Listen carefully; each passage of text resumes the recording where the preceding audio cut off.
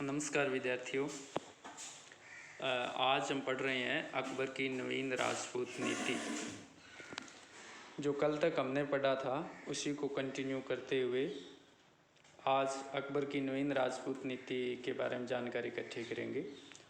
नवीन ये इसलिए है कि अभी तक जिन मुग़ल शासकों या इससे पहले के सल्तनत के जिन शासकों के द्वारा राजपूतों के प्रति जो नीति अपनाई गई वो इससे बिल्कुल हटके थी, नई थी, इसीलिए इसको एक नवीन राजपूत नीति के नाम से जाना जाता है। और इसकी शुरुआत होती है 1562 ईस्वी में, जब अकबर ख्वाजा मोइनुद्दीन चिश्ती की मज़ार के दर्शन के लिए अजमेर आते हैं। तो उस समय सांबर के अंदर इनकी मुलाकात आमेर के शासक बहरमल से होती है। बहरमल है वो उस समय आंतरिक तथा बाह्य परिस्थितियों से परेशान होकर अकबर की अधीनता स्वीकार कर लेते हैं। और जब अकबर अजमेर की दरगाह के बाद वापस जा रहे थे तो सांगानेर के अंदर फिर से बहरमल अकबर से मुलाकात करता है और अपनी पुत्री का विवाह अकबर के साथ कर देता है। यहीं से जो मुग़ल राजपूत संबंध है उनकी शुरुआत होती है। इस विवाह के उपरांत आमेर है वो बादशाह अकबर की छत्र छाया में आगे बढ़ने लगा। एक तरह से कह सकते हैं कि कछवाहा राजघराने का जो भाग्य है वह चमक उठा, जिसे देखकर बाद में अन्य राजपूत राज्यों जैसे बीकानेर है, जैसलमेर है, जोधपुर है, इन्होंने भी अकबर की अधीनता स्वीकार कर ली और उसके साथ वैवाहिक संबंध स्थापित किए। तो अकबर ने जो राजपूत सहयोग की नीति अपनाई उसमें वैवाहिक संबंध तो एक महत्वपूर्ण कड़ी थी ही कि भी जिन भी राजपूत शासकों ने अकबर की अधीनता स्वीकार की उन सबको अकबर के साथ वैवाहिक संबंध स्थापित करने पड़े थे। लेकिन इसके साथ साथ उसने कुछ और अन्य प्रयास भी किए ताकि मुग़ल राजपूत जो संबंध है वो बहुत प्रगाढ़ हो सके। इस सिलसिले में अगर बात करें तो धार्मिक नीति में सहिष्णुता का विकास है वो एक प्रमुख कड़ी था कि जिन राजपूत शासकों ने अधीनता स्वीकार की या जो राजपूत महिलाएं अकबर के हरम में आई उन सबको एक तरह से धार्मिक स्वतंत्रता प्रदान की गई। राजपूत या अन्य जो धर्मावलंबी थे उनके साथ अकबर ने सहिष्णुता का व्यवहार किया, जिसके कारण बहुत सारे राजपूत और अन्य जो शासक थे वो अकबर की तरफ खींचते चले गए। इसके अलावा सर्वोच्चता स्वीकार करने वाले राजपूत शासकों के जो निकट संबंधी है उनको भी शाही सेवा में उच्च पदों पर नियुक्त किया गया। तो अकबर ने अपनी धार्मिक सहिष्णुता के माध्यम से, वैवाहिक संबंधों के माध्यम से उच्च मनसब प्रदान करके या शाही सेवा में उच्च स्थान प्रदान करके राजपूतों के साथ अपने संबंधों को प्रगाढ़ बना लिया था। अब कल वाले वीडियो में हमने देखा था कि भी अकबर को क्या आवश्यकता थी कि उसे राजपूतों का सहयोग लेना पड़ा, और आज हम ये देखेंगे कि क्यों जरूरी था कि राजपूतों के द्वारा अकबर का सहयोग किया गया। तो इसके पीछे कई कारण थे कि राजपूतों ने अकबर का सहयोग किया या उसके साथ संबंध बनाए या एक तरह से उसकी अधीनता स्वीकार कर ली। तो उसमें सबसे पहला है कि खानवा और जो सुमेल के बड़े युद्ध हुए थे। खानवा आपको पता ही है महाराणा सांगा के साथ, और सुमेल का युद्ध है मालदेव और शेरशाह सूरी के बीच हुआ था। उसमें राजपूत सैन्य शक्ति को भारी आघात पहुंचा था और अब ऐसा कोई सर्वशक्तिशाली राजपूत शासक नहीं था जो अकबर का मुकाबला कर पाता। दूसरा देखें तो राजपूत शासकों में अब सहयोग के लिए कोई जगह नहीं थी, उनके बीच में आपसी संघर्ष बढ़ा हुआ था, तनाव बढ़ा हुआ था, और ऐसी स्थिति में बहुत सारे राजपूत शासकों ने अकबर की अधीनता को स्वीकार करना उचित समझा। इसके अलावा अगर हम देखें तो मेवाड़, मारवाड़, आमेर, ये जो आदि राजपूत घराने थे उन सब में उत्तराधिकार के प्रश्न को लेकर एक तरह से गृह युद्ध छिड़ा हुआ था, जिसके परिणाम स्वरूप सिंहासन के जो कई दावेदार है वो अकबर की सेवा में उपस्थित होने लगे, यानी अकबर के सम्मुख जाकर के प्रार्थना करके और अपने राज्य प्राप्त करने की अभिलाषा रखने लगे।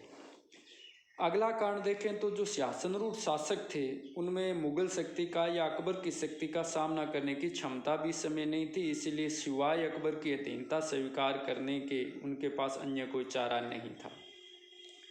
इसके अलावा भाई भतीजों के लिए भावी उन्नति व समृद्धि के साधन जुटाने की अभिलाषा से भी इन लोगों ने अकबर की अधीनता स्वीकार कर ली। और आगे हम देखें तो वंशानुगत सामंतों को नियंत्रण में रखने तथा अपने राज्य में शांति व्यवस्था बनाए रखने के लिए केंद्रीय सत्ता की सहायता की आवश्यकता में उनको महसूस हुई और इसी के कारण इन्होंने अकबर की अधीनता स्वीकार कर ली। तो ये 5-7 कारण थे कि जिसकी वजह से राजपूत शासकों के द्वारा मुगलों की या अकबर की अधीनता स्वीकार की गई। अब अगला टॉपिक है कि मुगल राजपूत ये जो सहयोग था इसके परिणाम क्या निकले। तो 1562 ईस्वी में आप सबको पता है कि आमेर के कछवाहा शासक बहरमल द्वारा जब अकबर की सर्वोच्चता स्वीकार कर ली गई व उसके साथ वैवाहिक संबंध स्थापित कर लिए गए, तो जो एक नवीन मुगल राजपूत नीति की शुरुआत हुई है उसके हम देखेंगे कि विविध परिणाम निकले हैं। अगर परिणामों पर दृष्टिपात करें तो सबसे पहले हम कह सकते हैं कि राजपूताना के सभी राजघरानों ने मुगलों की अधीनता स्वीकार कर ली और मेवाड़ जैसे कतिपय घरानों के अलावा से सभी राजघरानों ने उनके साथ वैवाहिक संबंध स्थापित कर लिए। यानी अकबर के द्वारा स्थापित की गई मुगल राजपूत नीति उसके बाद भी जारी रही। उसके बाद भी बहुत सारे राजपूत राजवंशों की जो महिलाएं हैं, कन्याएं हैं, उनका मुगलों के साथ विवाह हुआ। तो ये परिपाटी एक लंबे समय तक चलती रही और मेवाड़ जैसे कतिपय घराने अवश्य थे जिन्होंने मुगलों की चाहे बाद में अधीनता स्वीकार कर ली हो, लेकिन उनके साथ कोई वैवाहिक संबंध स्थापित नहीं किए। इसके अलावा और क्या परिणाम निकले तो आगे हम देखेंगे कि इससे राजपूत शासक मुगल साम्राज्य के आधार स्तंभ बन गए थे। कल हमने देखा था कि अकबर द्वारा राजपूतों को अपने प्रशासन में महत्वपूर्ण पदों पर रखना इसलिए भी जरूरी था कि वो शक्ति संतुलन यानी बैलेंस क्रिएट करना चाहता था।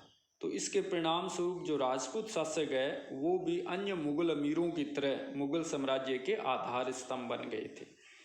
राजपूत राजाओं की जो सदियों पुरानी स्वतंत्रता थी उसका इसके कारण अंत हो गया। तो ये कह सकते हैं कि बहुत बुरा प्रभाव है वो राजपूतों पर पड़ा कि उनकी जो स्वतंत्रता थी उसका अंत होते हुए देखते हैं। उनकी स्वतंत्रता है या उनकी विदेश नीति है या उनके राज्य विस्तार की महत्वाकांक्षाएं हैं, इन पर सदैव के लिए प्रतिबंध लग गया। तो जहां इसके कुछ राजपूतों के लिए सकारात्मक परिणाम निकले, वहीं हम देख रहे हैं कि इसके कुछ नकारात्मक परिणाम भी निकले थे।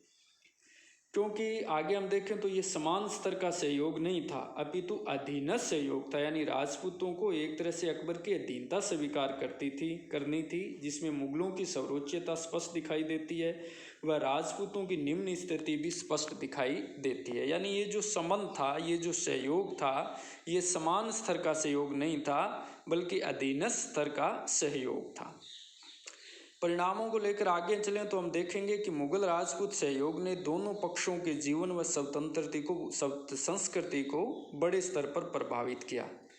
इसमें राजपूताना की प्रांतीय एकता का बीजारोपण हुआ, जिसके परिणाम स्वरूप राजपूताना में एक नूतन प्रांतीय समानता विकसित हुई।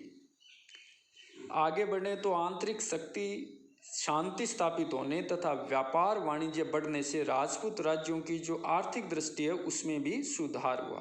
कि जो आंतरिक शांति स्थापित हुई, राजपूतों के बीच जो आपसी संघर्ष थे वो एक तरह से न के बराबर हो गए, या सामंतों के द्वारा जो उदंडता का या उच्च श्रृंखलता का व्यवहार किया जाता था वो भी एक तरह से न के बराबर रहा। तो इन सब ने राजपूताने के अंदर शांति के माहौल को स्थापित किया, जिससे राजपूत राज्यों की आर्थिक दृष्टि में सुधार हुआ।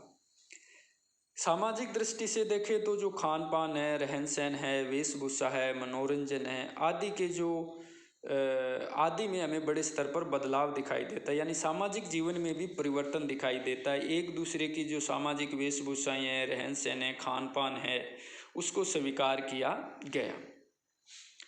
परिणामों में हम चर्चा करें तो कला व साहित्य को भी बहुत बड़े स्तर पर प्रभावित किया गया। जैसे स्थापत्य कला की बात करें तो एक नवीन स्थापत्य शैली का आविर्भाव हुआ, जिसको आप राजपूत मुगल शैली कह सकते हो।